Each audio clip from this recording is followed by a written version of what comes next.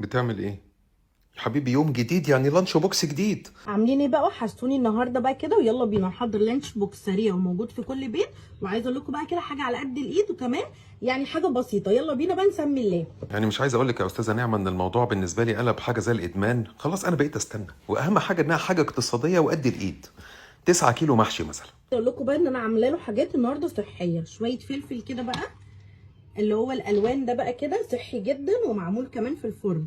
محشي صحي، عارفه ده بيبقى جلوتين فري. عايزه اقول لكم بقى حاجه كده، اللهم بارك.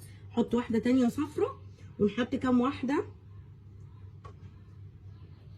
خضرة، صح طبعا، عشان يبقى اصفر واحمر واخضر كل الالوان معانا.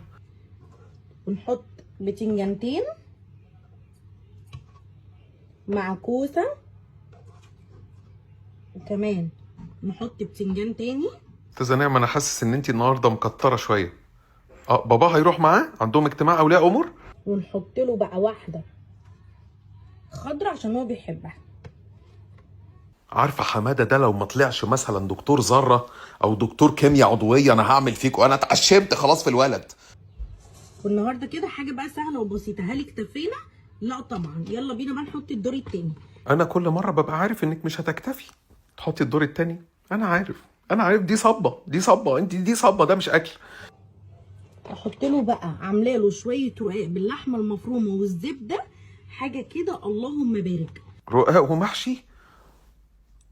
هو رجع من العمره؟ ونحط له كمان شويه القشطه بقى عليهم، علشان بقى الطعم يتظبط ويبقى جنان، وما يبقاش تقيل على قلبه، ويبقى حاجه تحفه كده.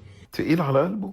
يا بنتي ده مش هيعرف يشيلها اصلا، مش ياكلها. حطيت له شويه رقاق بالقشطه كده، ويلا بينا نشوف هنحط له ايه تاني. نقفل اللانش بوكس ده ونجيب التاني. يلا بينا على طول. ما خلاص يا نعمه، تجيبي لانش بوكس تاني ليه؟ ما جبنا الكبير، قلنا هيكفي الحاجه كلها. انت حرام عليكي. اضطر بقى ان انا احتاج ده كمان معايا، علشان ده مش مكفي. وانا بصراحه كنت جايباه على انه يعني كبير ويكفي معايا، بس عايزه اقول لكم ان هو ما كفاش.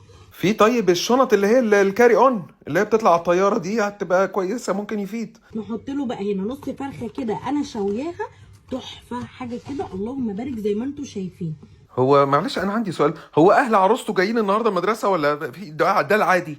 واحط له بقى العصير. على فكره سمعت دكاتره كتير بيقولوا ان ما ينفعش تحطي له كل يوم عصير. وانت سمعتي كلام الدكاتره في العصير بس؟ والباقي ده عادي يعني؟ مفيش اي دكتور عبرك وقال لك كلمه؟ قلت بقى النهارده بلاش عصير، اللي هو الحاجات دي انا هحط له بيست، كلنا عارفينه وعارفين ان هو تمام وكويس قوي. لا عصير بيست معروف طبعا، كلنا اتربينا عليه، معروفه. عصير بيست تشربه يبقى انت كده البيست. طبعا بقى ما ننساش الميه، ودي اهم حاجه علشان يبلع بيها يا حبيب قلبي مع الحاجات دي. ميه ايه اللي هيبلع بيها؟ ابعتي معاه بيره. وعايزه اقول لكم بقى النهارده ان اللانش بوكس لو كان ناقصه حاجه يا ريت تعرفوني وتقولوا لي، وكمان تعرفوني هو كان ناقصه ايه. بحب انا قوي السؤال ده لاني بحس ان احنا طالعين رحله، يعني احنا بنأمن حاجه. بص، في عين كهرباء كده بسلك هنجيبها عشان ايه؟ برضه لو حب يسخن الحاجه. هنبعت انبوبه اكسجين عشان لو الاكل كبس علينا. وهنبعت ظرف فيه 500 جنيه لطاقم التدريس، لان طبعا مش هينفع يتفرجوا علينا والواد قاعد بياكل، فايه برضه نروق عليهم.